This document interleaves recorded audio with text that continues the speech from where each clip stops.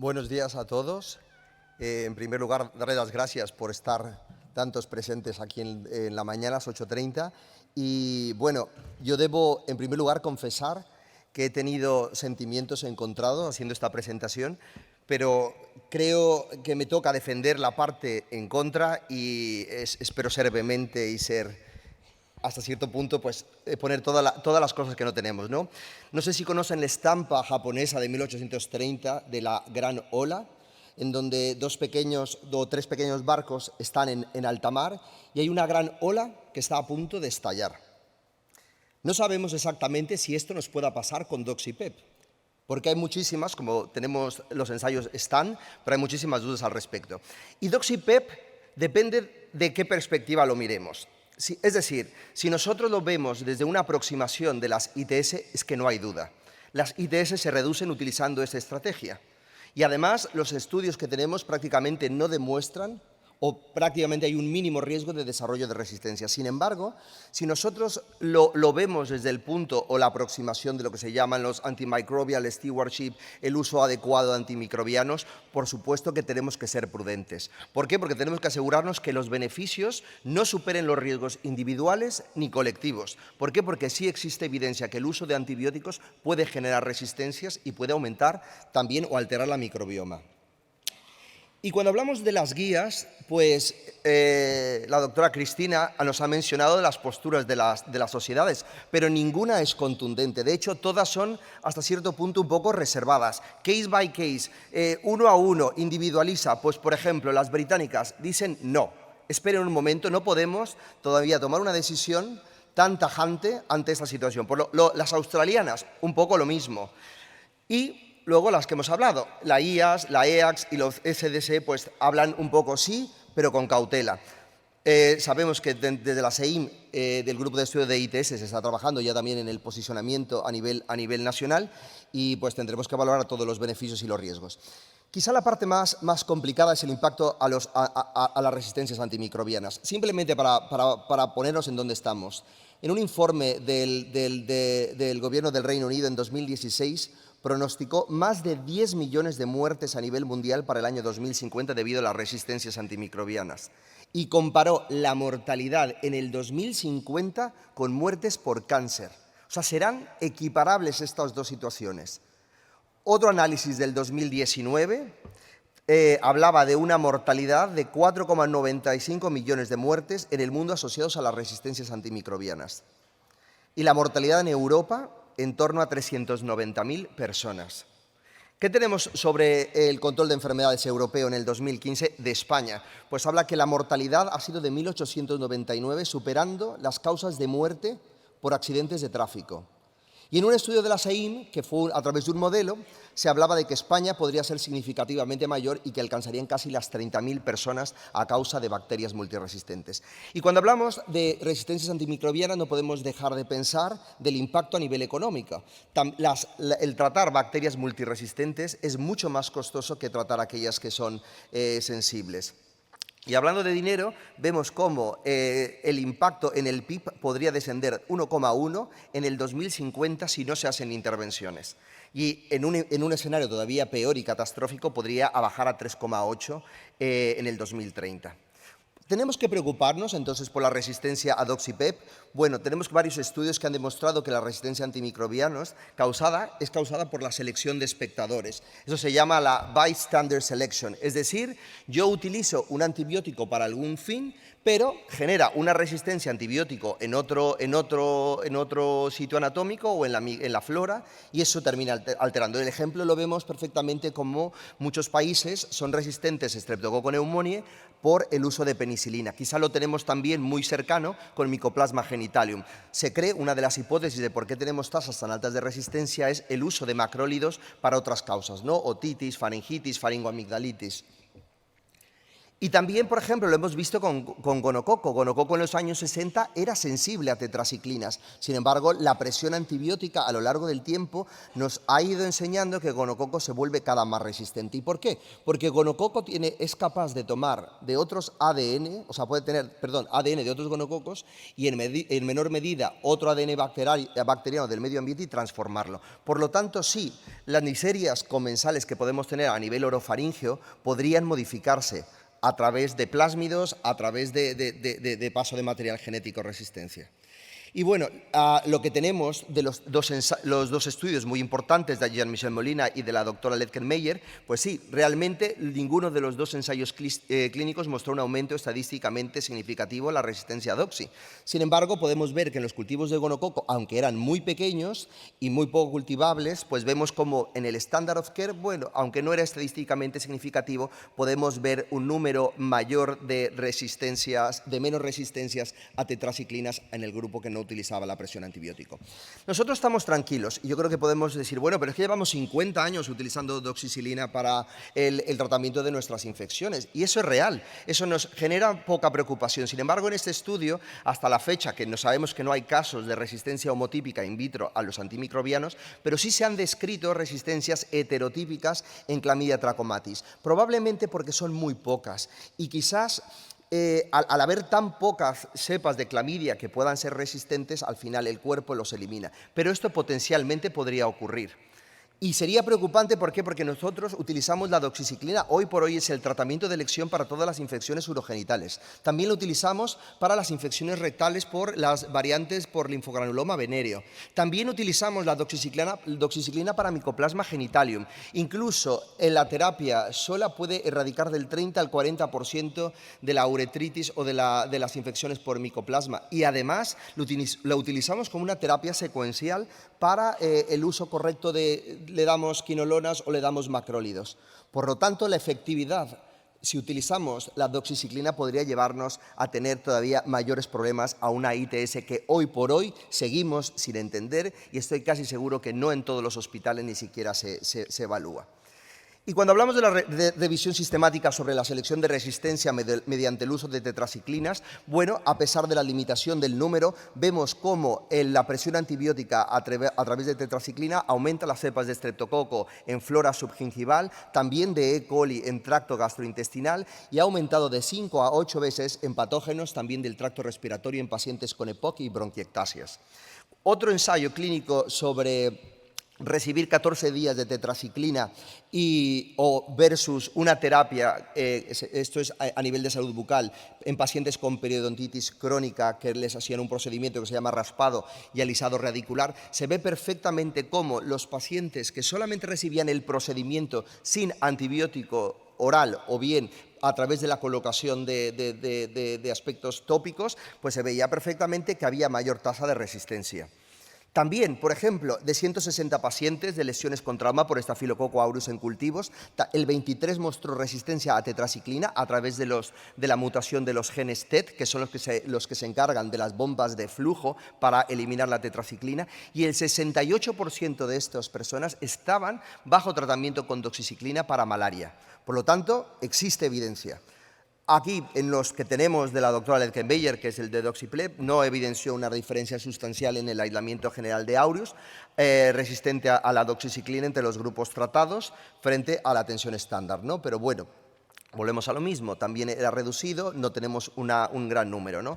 Y luego, cuando hablamos del microbioma, pues también, eso también tenemos varios artículos donde sabemos que puede alterar el microbioma. En este ensayo clínico aleatorizado se tomó doxiciclina tomada durante 10 días y se vio que reducía la diversidad bacteriana en el intestino con disminución de 100 veces las bifidobacterias, como un aumento en la prevalencia de resistencias de comensales intestinales. Otro estudio también que evalúa, son estudios observacionales, pero bueno, vemos como 400, cuando nos vamos a la parte de abajo sobre tetraciclinas, de 469 pacientes vemos como el pool o el ratios era de 1,3 para desarrollar enfermedad de Crohn. No sabemos el impacto que pueda generar al cambio de la resistencia. Y luego, otro planteamiento, ¿qué va a pasar con la sífilis? Los que nos dedicamos y los que vemos todo el tiempo sífilis, sabemos que la doxiciclina es el tratamiento para treponema, pero el tratamiento, cuando no utilizamos el tratamiento de elección, es por 14 o por 28 días. Esto probablemente podría generar problemas si en algún momento tenemos un diagnóstico de reinfecciones. ¿Por qué? Porque si yo hoy tengo relaciones sexuales, hoy me infecto de sífilis, probablemente si yo me tomo Doxy-PEP no voy a poder llegar a elevar esos títulos. Por lo tanto, hipótesis, ¿tendremos más neurosífilis? ¿Tendremos más sífilis congénita en una población más fluida, más diversa, en donde experimenta más con su sexualidad? No lo sabemos, pero esto, sin lugar a dudas, será un reto diagnóstico para los clínicos y, por supuesto, las ONGs que tienen los Point of Care Test, pues probablemente va a ser un gran problema. Y empezamos. Esto no es como una TED Talk, pero me gustaría, estamos abordando realmente el problema de raíz. Este estudio, este Lancet sobre los psicotrópicos en España, de los consumos, porcentaje de DDD por día, vemos cómo España está a la cabeza de trastornos en el área psicoafectiva. Cuando vemos a personas que viven con VIH, el tema puede ser muy alto, en torno al 67%, alcohol y uso de drogas un 20%, ansiedad 40%, trastornos por estrés postraumático hasta un 60%. Y sabemos perfectamente que la depresión que viven las personas con VIH se asocia a mayor mortalidad, peor pronóstico en el cuidado de atención a nuestros pacientes. Y esa es una cosa muy importante que me pregunto, ¿lo estamos abordando todos en nuestra consulta? Hay muchos estudios en donde sabemos que los trastornos mentales en la población LGBTQ+, en comparación con la población general, es mucho más alarmante. Las tasas de suicidio son más elevadas en la población LGBT. Probablemente todos conocemos la encuesta EMIS, que fue en el 2017, 10.652 encuestados en España, y prácticamente, eso ya es mucho más antiguo, pero había un 4,1% de personas que consumían drogas para las relaciones sexuales. Esta es nuestra corte PrEP, en el Virgen del Rocío. Nosotros tenemos 800 usuarios. Hoy, en esta ocasión presentamos un póster que hicimos un corte en septiembre y nosotros tenemos el 50% de nuestros usuarios utilizan chemsex. Eso es alarmante. Y volvemos un poco a la encuesta EMIS. Existe policonsumo en las relaciones sexuales. Un 6,7% utilizan más de 3 drogas. Y quizá una de las cosas que más me deja frío es saber que el 7,3% nunca en la vida habían tenido sexo sobrio. Una vez que tú logras tener relaciones sexuales con drogas, el sexo es placentero, despierta neurotransmisores, pero ahora lo haces con droga. ¿Cómo vas a revertir ese efecto de esa persona que ha tenido el máximo de deseos de excitación? Eso es muy difícil, pero no estamos haciendo nada. Otro estudio, USEX, 742 hombres, el 30% en España consumen drogas. Y sabemos perfectamente la sindemia entre el chemsex y la salud mental. De 1.583 hombres, 1.050 proporcionaron datos, 27% utilizaban chemsex y las puntuaciones estaban más altas en depresión, ansiedad, somatización, frente a los que no consumían chemsex. Ese era alemán, este es Noruega.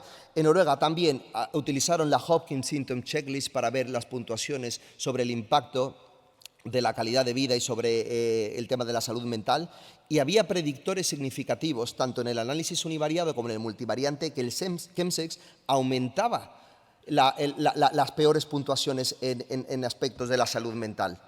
Y luego cuando hablamos, bueno, es que sí, es que hay que dar Doxy-PEP a pacientes que tienen conductas o que tienen muchas ITS. Pero es que muchas ITS de repetición es que están detrás problemas psicológicos como pueden ser antecedentes autolíticos, como pueden ser trastornos de ansiedad, depresión, uso y consumo y abuso de sustancias. Y esto, lo que hay detrás, es lo que nosotros vemos en la consulta, muchas ITS repetitivas. Y para ello tenemos que entender lo que pasa en nuestro colectivo. Hay muchísimas cosas que ocurren y que probablemente no se ponen en la mesa y tenemos que ir mucho más allá de lo que terminamos hablando de la indetectabilidad y las cosas. Hay muchos aspectos que trabajar. Existe mucha homofobia interiorizada, existe mucha también xerofobia interiorizada, miedo a tus relaciones personales una vez. No siempre es fácil salir del armario, enfrentarte contigo mismo, enfrentarte con tus padres en una sociedad en donde la heteronormatividad siempre ha existido y que tienes que luchar para ello. Vemos cómo hay una hipersexualidad, lo decía la doctora Cristina, la pediatra, que fue fantástico. Hay una sexualidad brutal, pero en el mundo gay la hipersexualidad está al tope. Todo tiene que ver con el sexo, a ese culto al cuerpo, al estar perfecto, al durar 45 minutos en las relaciones sexuales, a esa virilidad extrema. Y también existe ese machismo dentro del mundo gay.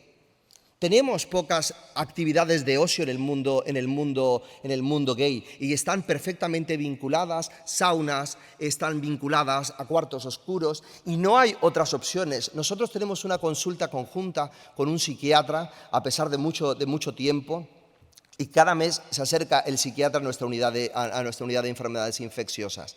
Y cuando los pacientes dejan de utilizar chemsex con fines sexuales y ya se vuelve una droga pura y dura, la mayoría de los pacientes no tienen redes de apoyo desvinculadas a las drogas.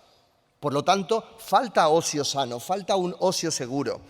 Y por supuesto, cuando hablamos, porque es el foro, pues se tiene que hablar, y ayer lo comentaban, tenemos que empoderar a nuestros pacientes. No hay que vamos a dar un tratamiento para que tú escondas el estigma. No, más bien hay que hablar que estigma. Si no nos enfrentamos a los monstruos que tenemos en nuestro pasado y en nuestro presente, estoy seguro que no vamos a llegar a ningún lado. Y sí, algo para que tengamos un poco de luz es que las conductas o las terapias de grupo e individuales para reducir riesgos y reducir daños funcionan.